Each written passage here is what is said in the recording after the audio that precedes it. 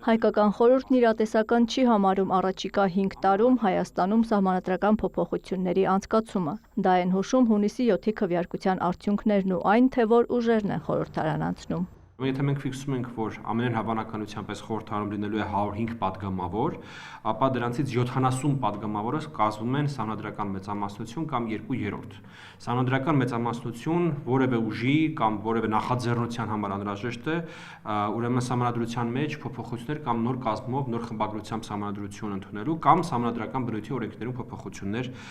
իրականացնելու համար։ Քաղաքացիական պայմանագիրը խորհրդարանում ունենում է մեծամասնություն, բայց ոչ սահմանադրական։ Նախնական արդյունքներով կարող է ստանալ միայն 64 մանդատ։ Բայց եթե քվեարկության արդյունքների վերահաշվարկից հետո Բարգավաճ Հայաստանի ձայներն ավելանան ու այդ ուժը մտնի խորհրդարան, ՔՊ-ի մանդատները կնվազեն եւ կլինեն 61-ը։ Հայկական խորհրդի փորձագետը շեշտում է, եթե անգամ ԲՀԿ-ն անցնի խորհրդարան ու որոշի միավորվել ՔՊ-ի հետ, երկուսի падգամավորների թիվը ելի բավարար չի լինի սահմանադրության հանրաքվե անցկացնելու համար։ Այսինքն ցանկացած դեպքում սահմանադրական մեծամասնություն ունենալու եւ նոր սահմանադրություն կամ սահմանադրական փոփոխություններ իրականացնելու համար անհրաժեշտ է լինելու համաձայնություն կամ Հայաստան կամ ուժեղ Հայաստան դաշինքներից որևէ մեկի հետ։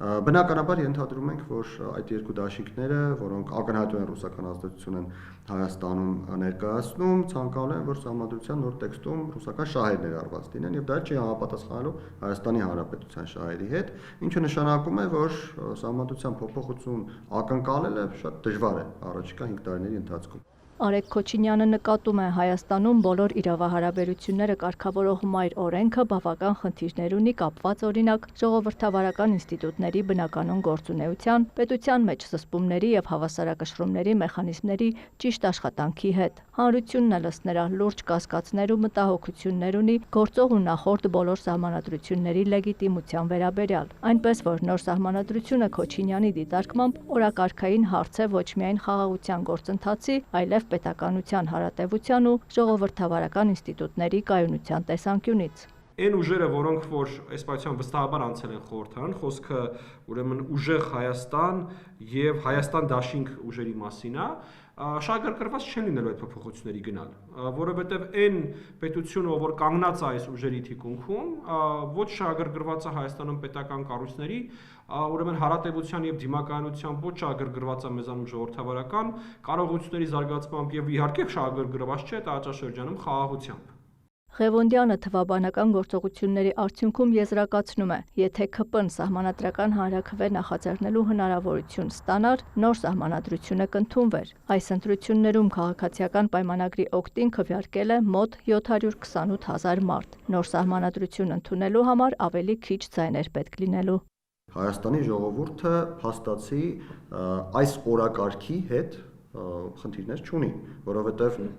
քաղաքացիական պայմանագիրը բազմիցս հայտարարել է անձամբ Փաշինյանը եւ այլ ներկայացուցիչներ, որ իրենց պատկերացված նոր սահմանադրությունում նախաբանը չի լինելու եւ դրանից հետո 727 820 մարդ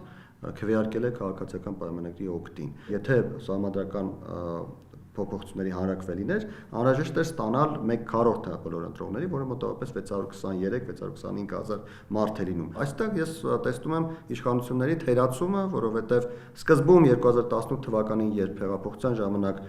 խոստանում էին Հայաստանի ժողովրդին սահմանադրության փոփոխություն իրականացնել, այնքան ուշացրին, մինչև Ադրբեջանը դարձավ այդ օրակարգի մաս, հիմա էլ փաստացի Ռուսաստանը դարձավ այդ օրակարգի մաս։ Քոչինյանը խորհրդարանի ձևավորվող պատկերի համար պատասխանատու է համարում նաև Հայաստանի շնորհապետական, նոր ուժ եւ հանրապետություն կուսակցություններին։ Վերլուծական այս կենտրոնը այդպես էլ կանխատեսել էր, եթե ընտրություններին գնան առանձին, խորհրդարան չեն անցնելու։ Այնինչ եթե միավորվեին, կունենային ԲՀԿ-ից ավելի շատ ձայներ։ Բայց մեզ այսպես վստահաբար, շատ ինքնավստահ եւ ինքնահավան ես նույնիսկ ասեի տոնով ասում են ինչ եք դուք խոսում, մենք 10%, 20%, 30% ձայներ ունենք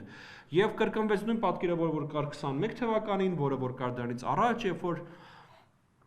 ժողովրդավարական այլընտրանք հանդիսանալու տեսական առնվազն պոտենցիալ ունեցող ուժերը մեծամտության, ոչ պրոֆեսիոնալիզմի, ոչ պրագմատիզմի պատճառով գնում են խիստ բաղդատված, խիստ մասնատված ռեժիմով ընտրությունների, ջախջախվում են եւ արդյունքում մենք ունենք իրավիճակ, երբ որ խորհրդանում կան ուրեմն միայն քաղաքացիական պայմանագիր կուսակցության ներկայացուցիչները եւ իրենցից շատ ավելի ոչ դեմոկրատական առանց որակում տալու քաղաքացիական պայմանագրին, բայց կարանք ֆիքսենք, որ իրենց հետ համեմատած շատ ավելի ոչ ժողովրդավարական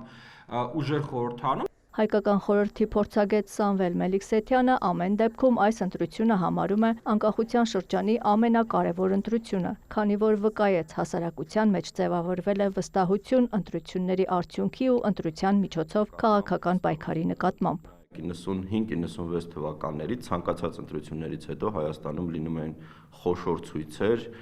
ինչ որ քաղաքական ակտիվ փողոցային պայքար եւ այլն, անվստահություն կար ընտրությունների նկատմամբ եւ մենք տեսնում ենք, որ այս ընտրություններից հետո եւ առաջ նաեւ քաղաքական պայքարը հիմնականում ինստիտուցիոնալիզացված էր, այսինքն կար ագիտացիան, բոլոր ուժերը աշխատում էին, գնում են մարզերում, փորձում էին համոզել ընտրողին, որպեսզի ինքը հենց ընտրի իրենց քաղաքական ուժը։ Հասարակության այդ վստահությունը կարևոր է համարում նաեւ արտաքին միջամտությունների համատեքստում։ Որովհետև իմ պատկերացմամբ մեր հասարակությունը իսկապես ապացուցեց, որ ինքը հասուն հասարակություն է եւ ինքը իր կամքով է որոշում ինչ քաղաքական լուծումներ է ակնկալում, ինչ քաղաքական արդյունքներ է ակնկալում։ Աննա Զախարյան, Դավիթ Մաչկալյան, լուրեր։